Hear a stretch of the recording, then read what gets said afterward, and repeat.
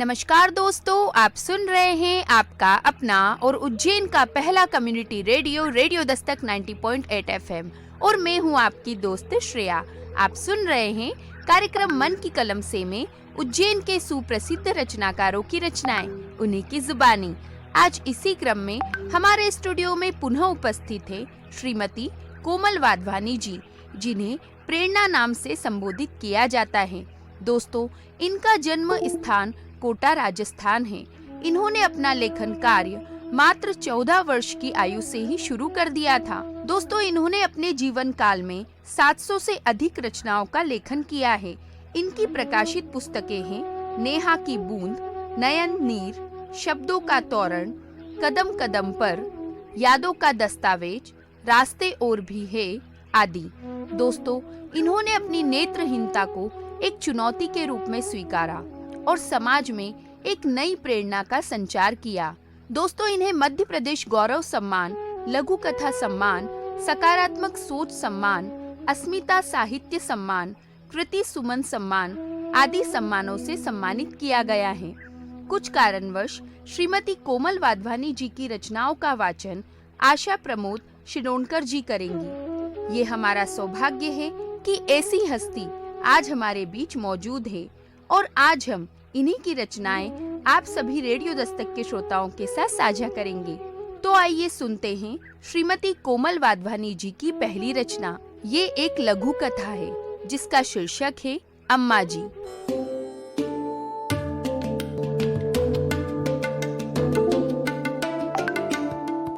मैं आशा गंगा प्रमोद शिरडोनकर आपको दृष्टि दिव्यांग लघु कथाकार कोमल वाधवानी प्रेरणा की लघु कथा सुनाऊंगी।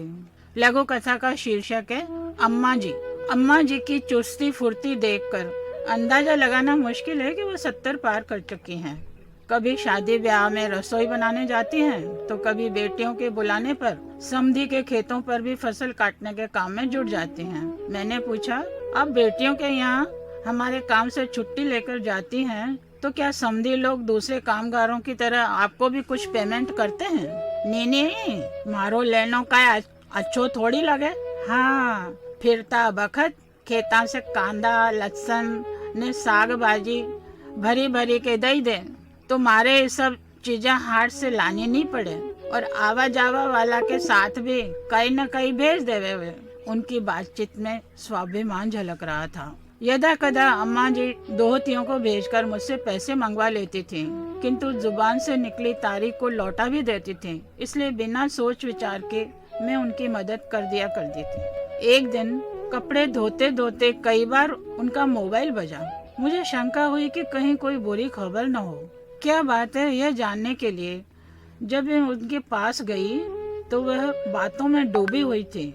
उनके चेहरे की खुशी देखकर मैं लौट आई। मुझे अंदाजा लग गया कि सावन है ना, वह अपनी बेटियों को बुलाने के लिए उनसे बातें कर रही हैं। थोड़ी देर बाद ही उनकी गंभीर आवाज सुनाई दी, तू क्यों नहीं आएगी? उन्होंने अपनी सबसे बड़ी लाडली बेटी कमली से पूछा। सपना के भी ससुराल से छुट्टी मिल गई। सुमित्रा तो काले सांझ ही आई जाएगी। अनुराधा के भी कंवर साहब छोड़ी जाएगा। चंदा राखी वाला दिन सांझ तक आई जाएगी। अब वो की ननद राखी बांध के चली जाएगी। सभी आ रही हैं। महाकाल बाबा की आखिरी सवारी भी तो छोरी छोरा के दिखाई दीजो। ला फोन दे, थारी सासू को दे जरा, मैं बात कर लूं। माँ, वो बुढ़ी तो पहला राखी करने पियर चलेगी, जाने कद मरेगी न घर खाली होएगो। मोबाइल स्पीकर पर होने से न चाहते हुए भी मैंने सुन लिया। अब अम्मा का धीरज खोता तेज स्वर मेरे कानों में पड़ा। कमली, जज तो मारे भी मर जानो चाहिए, मैं भी बुढ़ी हुई गई हूँ ना। मोबाइल बंद करके अम्मा जी फिर से कपड़े धोने में जुट गई। अब मोगरी से कपड़े कूटने की आवाज पहले से कहीं तेज हो गई थी। धन्यवाद।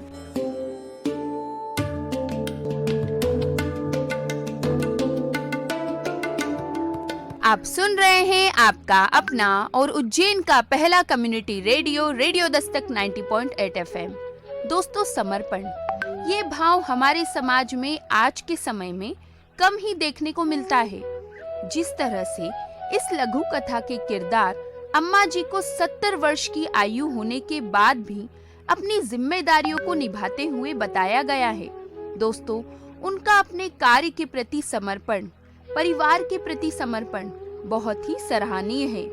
और दोस्तों, उम्र के इस पड़ाव पर जब उनकी स्वयं की बेटी अपनी सास के बारे में बुरा भला कह देती है तो अम्मा जी को बहुत बुरा लगता है और वो उनकी बेटी को ये आभास करा देती है कि उसने कुछ गलत बोल दिया है। एक वयोवृद्ध स्त्री के अंतर्मन का वर्णन करती इस लघु कथा के बाद आइए सुनते हैं अगली लघु कथा, जिसका शीर्षक है अलादीन का चिराग।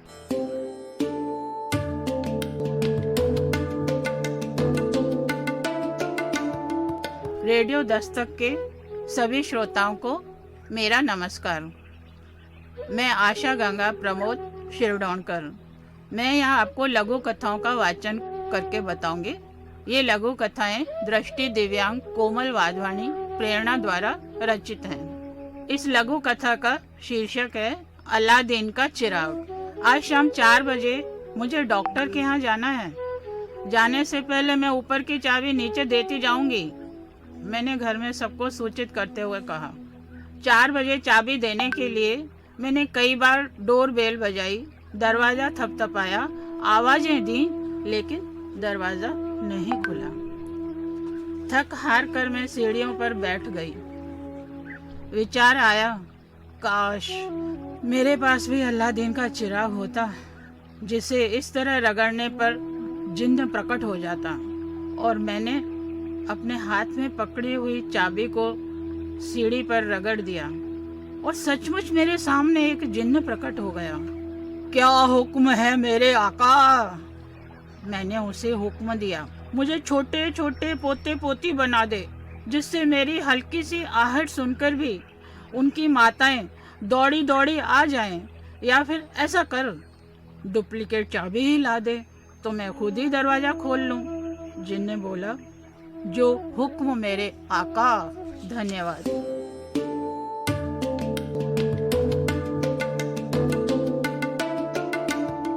आप सुन रहे हैं आपका अपना और उज्जैन का पहला community radio, radio Dastak 90.8 FM।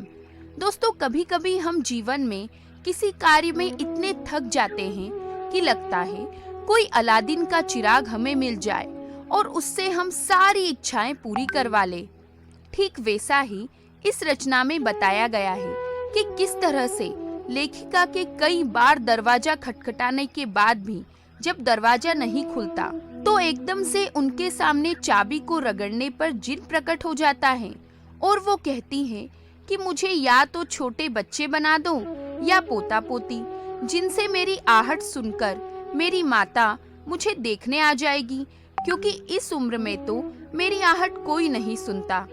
इस हृदय स्पर्शी लघु कथा के बाद आइए सुनते हैं अगली रचना, जिसका शीर्षक है अपनी अपनी दृष्टि।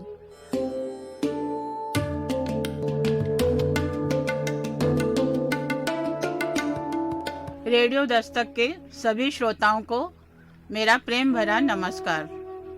मैं आशा गंगा प्रमोद शिरडोणकर। मैं यहाँ पर दृष्टि दिव्यांग लघु कथाकार कोमल वाधवानी प्रेरणा की लघु कथाओं का वाचन करूंगी। उनकी रचना का शीर्षक है अपनी अपनी दृष्टि। वह बड़े तन्मय भाव से हरे भरे विराट वृक्ष के नीचे खड़ा होकर उसको निहार रहा था। उसके करीब से गुजरते हुए मेरे पांव उसकी इस मुग्ध दृष्टि को देखकर ठिठक गए। मैंने कहा, पेड़ की हरियाली को निहार रहे हो? कितनी गहन है, कितनी शीतल। सच में तेज धूप के बाद जब ऐसा छायादार वृक्ष आता है ना, तो आगे बढ़ने का मन ही नहीं होता। हमारा रोम रोम उसके प्रति कृतज्ञ हो उठता है। एक अनजान व्यक्ति से निसंकोच यूं कहते हुए मैं तब हड़बड़ा गया जब उसने मुझे गुस्से से घूर कर देखा। अचकचाकर मैं जैसे ही आगे बढ़ा, मेरी नजर उसके पीठ पीछे बंधे हाथों पर पड़ी। उसमें चमकती धारदार एक कुल्हाड़ी थी। धन्यवाद।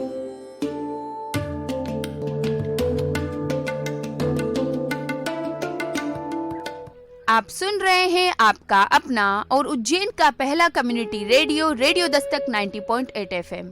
दोस्तों, जिस तरह से हर सिक्के के दो पहलू होते हैं, उसी तरह हर इंसान की भी अपनी अपनी दृष्टि होती है।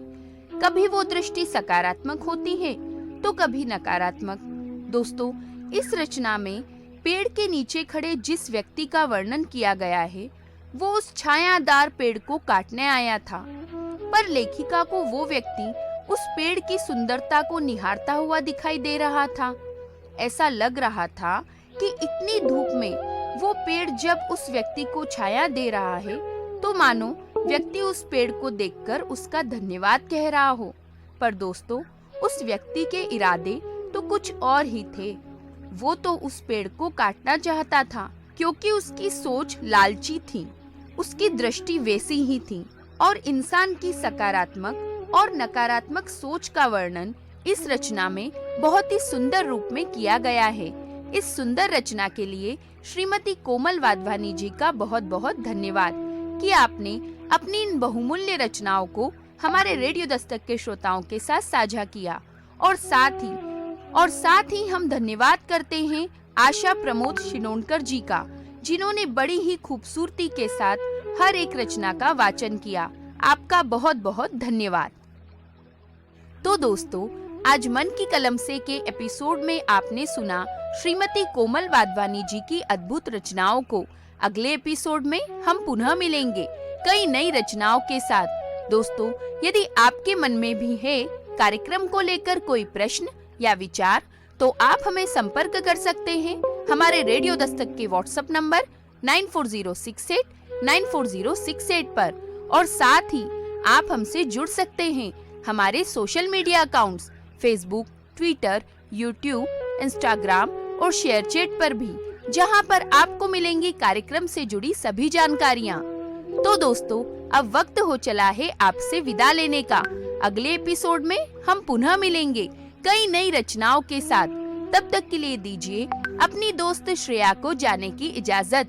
पर आप कहीं मत जाइए, सुनते रहिए आपका अपना रेडियो दस्तक 90.8 FM। सुनेगा उज्जैन, बढ़ेगा उज्जैन।